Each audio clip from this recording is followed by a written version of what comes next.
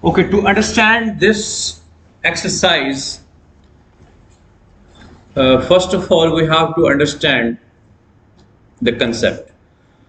If two parallel lines and there is another line that cut these two parallel lines at a certain point, this angle, let's suppose I call this angle A and this angle B. These are always equals to each other. We call it corresponding angles. What do we call it? Corresponding angles.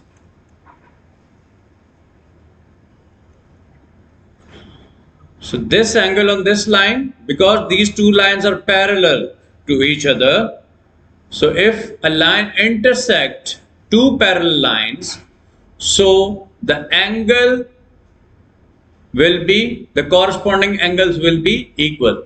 So यहाँ पे ये वाला angle और ये वाला angle equal. Let's suppose ये angle 30 है, तो ये एंगल भी 30 ही होगा.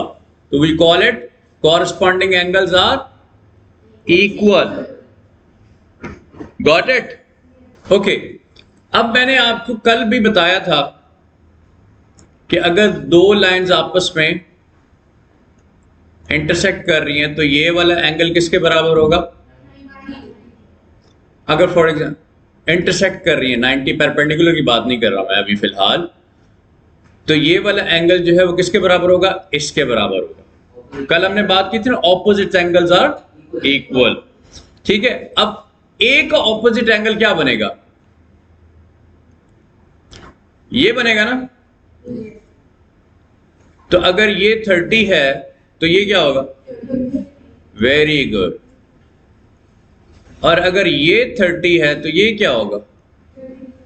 ये भी 30 होगा.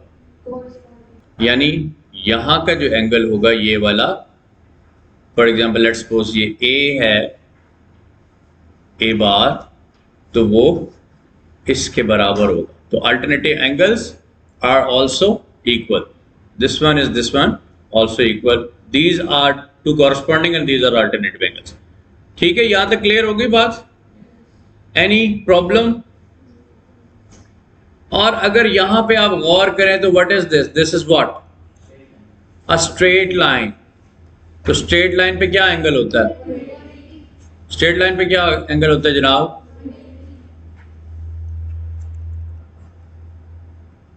वन 180 होता है.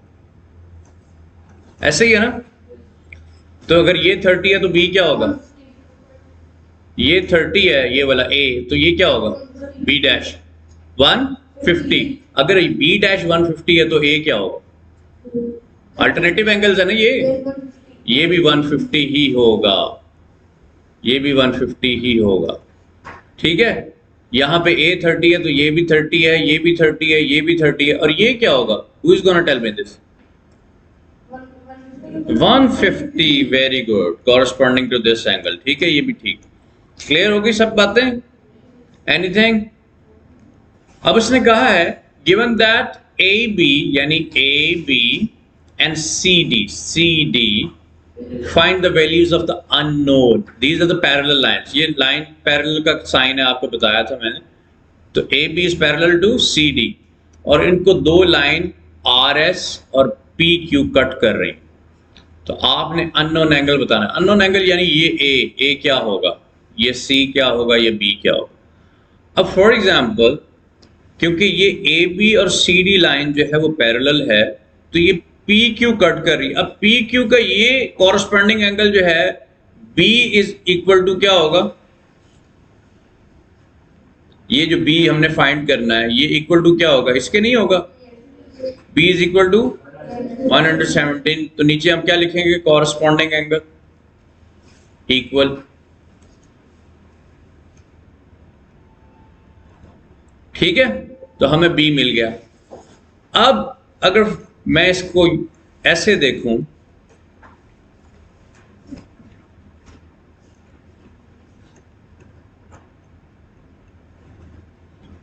कि अगर ये 117 है तो ये क्या होगा? ऑपोजिट एंगल भी तो इक्वल होते हैं ना, तो ए इज इक्वल टू क्या लिखूंगा मैं property, opposite angles are equal. ठीक हो गया। और अगर ये ए, अब अगर मैं इसको फॉर एग्जांपल स्ट्रेट लाइन के उस एस्पेक्ट में देखता हूं, ये स्ट्रेट लाइन है, तो बी का मुझे पता चल गया क्या है, सी क्या होगा भाई, स्ट्रेट लाइन के ऊपर एंगल कितना होता है, तो बी प्लस सी बेसिकली है 180 के बराबर। अब आपको पता है बी तो 117 है, अब यहां से आप सी निकाल सकते हैं, सी कितना होगा 180 माइनस 117 कितना होगा सी, तो आपका सी भी निकल आया, ये 63 है। ठीक है। अब वो कह रहा है, यहां पे वो कह रहा है डी, हाँ जी कौन बताएगा, गर्ल्स प्लीज टेल मी, ये डी किसके बराबर होना चाहिए,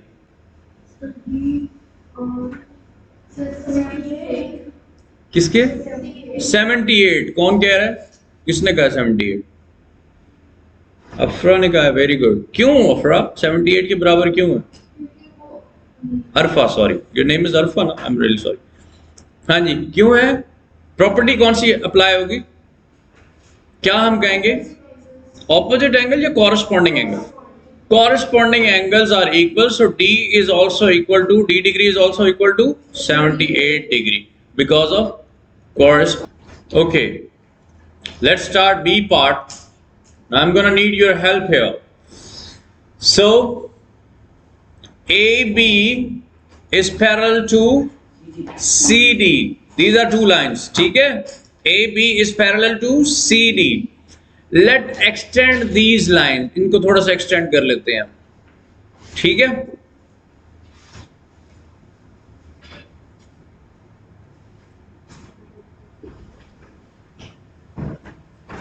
ठीक है, चलें। अब अननोन एंगल एफ आपने फाइंड करना है, एफ क्या होगा, और क्या फाइंड करना है, ई फाइंड करना है आपने, और कुछ नहीं फाइंड करना, एफ और ई फाइंड करना।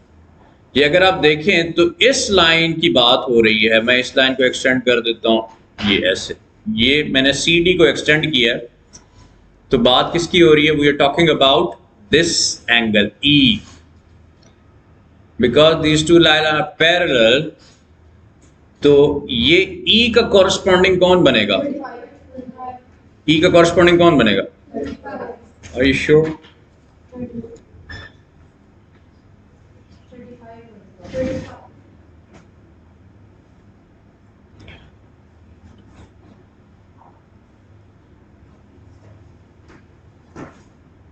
हाँ जी कौन बताएगा, मैंने इस लाइन की एक्सटेंशन जो है ना खत्म कर दी,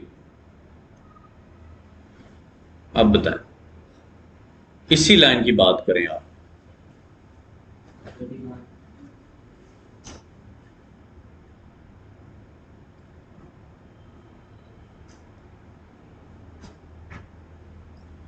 अगर क्लियर नहीं हुआ तो मैं एक और चीज करता हूं, नहीं हुआ क्लियर अभी, अब मैं ये लाइन मिटा रहा हूं आपके लिए, I am just erasing this line.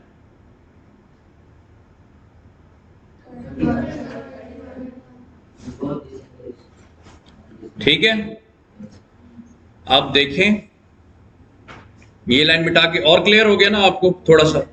अब हम क्या कर रहे हैं, let's think about now, if this is 31 तो इसका कॉरस्पॉन्डिंग एंगल ये बनेगा, if this is E sorry, तो इसका कॉरस्पॉन्डिंग एंगल क्या बनेगा, ये, और ये क्या है, ऑपोजिट एंगल 31, तो हम क्या कहेंगे, E is equal to opposite angle equal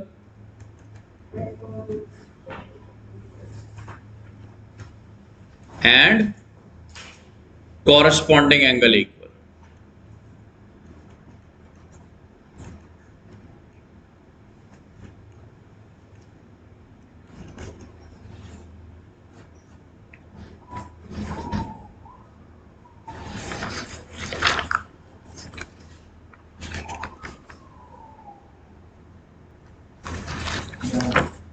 ठीक है, अब मैं इसको मिटा रहा हूं। Should I raise this now? अब एफ कौन बताएगा मुझे?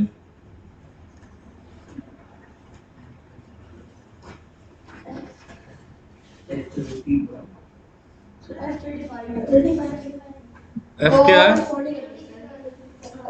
35 है एफ। पहले लाइन एक्सटेंड करते हैं। ये वाली लाइन एक्सटेंड कर दी मैंने और ये वाली एक्सटेंड कर दी, ठीक है। अब ये जो एफ है वो इसके बराबर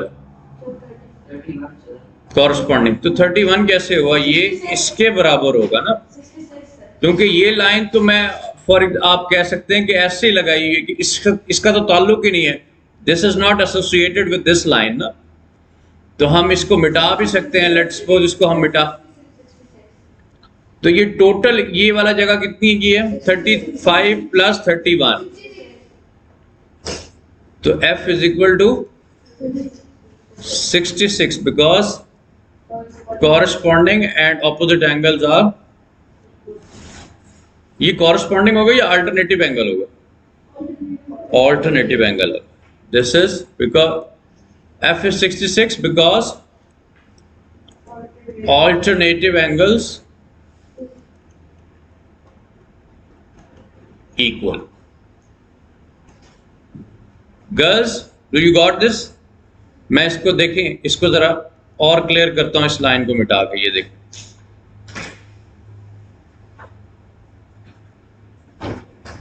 ठीक है, ये लाइन मैंने मिटाई है।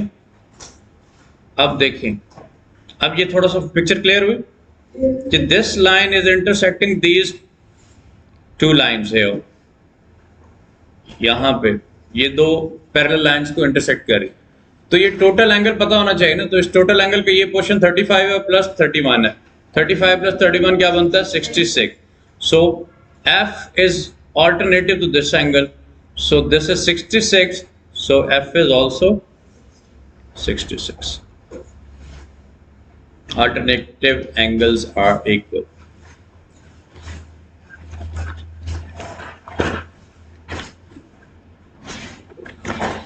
Clear? Should I raise it? G. Question 2 part C. AB. Now parallel lines are AB and CD. ये दो parallel lines हैं, ठीक है, और इसको इस निशान से वो वाजे भी कर रहा है कि ये लाइंस आपस में पैरेलल है, ठीक है। क्लियर? सो कौन कौन सा एंगल फाइंड करना है?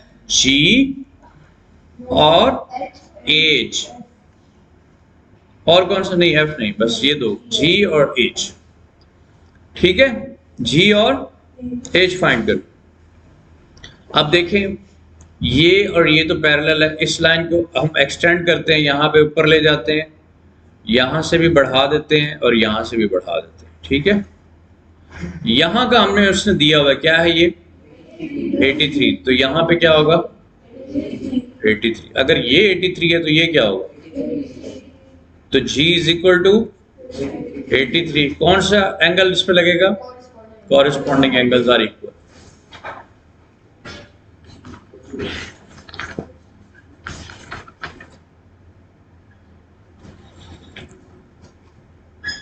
Corresponding angles are equal, ठीक है। अब मैं इसको एक्सटेंड कर रहा हूं, यहां पे H हमने फाइंड करना है ना, ठीक है।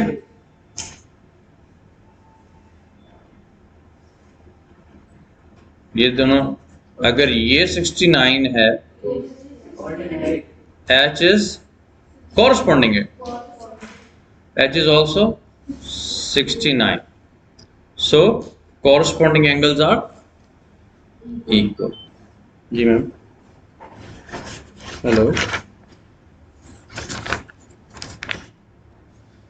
जी मैम, मैं आता हूँ, क्लास 6 का लेसन चल रहा है, बस 5 मिनट में आता हूँ। जी ठीक है।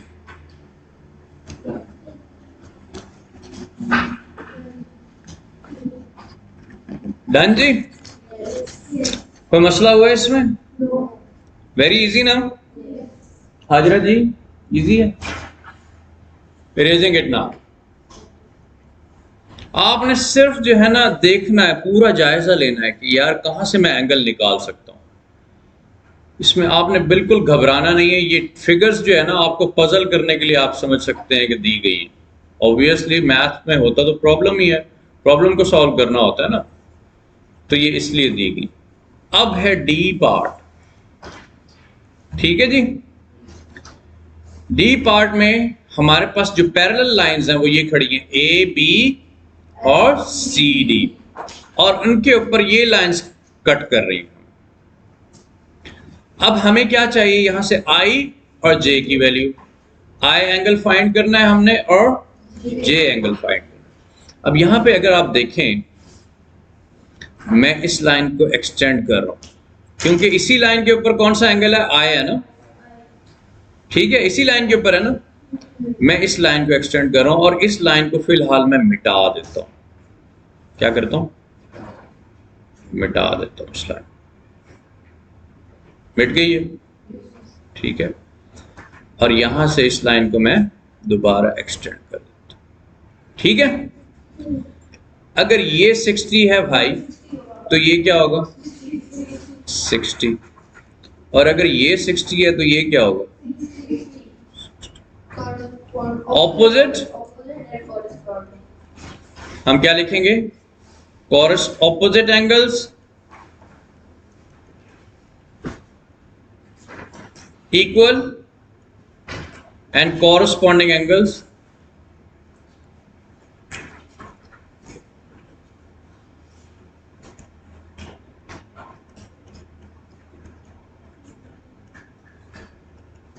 Equal.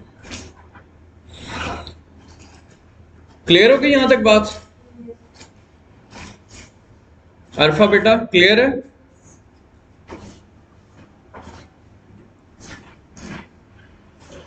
Should I raise it?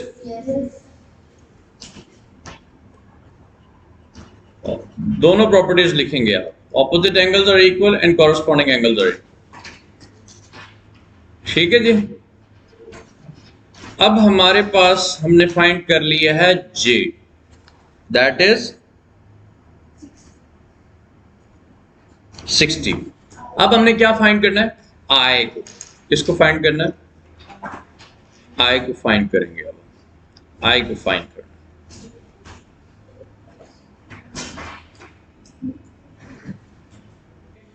I में हमें इस लाइन से कोई लेना देना नहीं है हमारा, क्योंकि I किस लाइन पे फॉल कर रहा है, इस लाइन पे फॉल कर रहा है ये एंगल, तो हमारा इस लाइन से कोई लेना देना नहीं है, तो मैं इसको जो है इग्नोर करता हूं।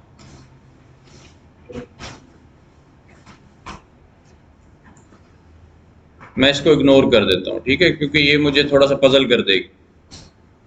मैं इसको इग्नोर कर देता हूं। अब मैं लाइन एक्सटेंड कर देता हूं, ये वाली लाइन ऊपर जाएगी इस तरह से, और ये इस तरह से आएगी, इस तरह से और इस तरह।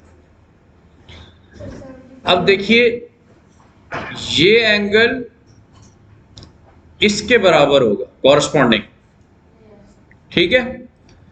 तो 75 प्लस 60 कितना होता है 135।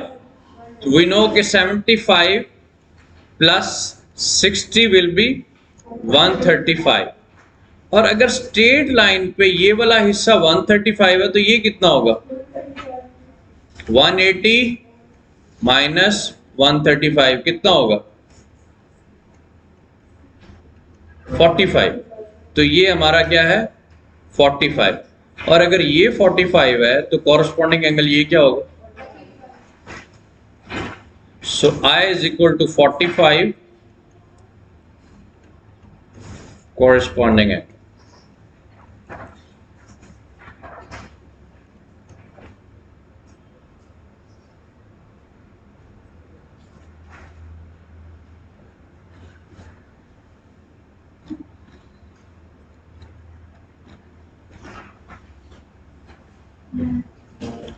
Clear?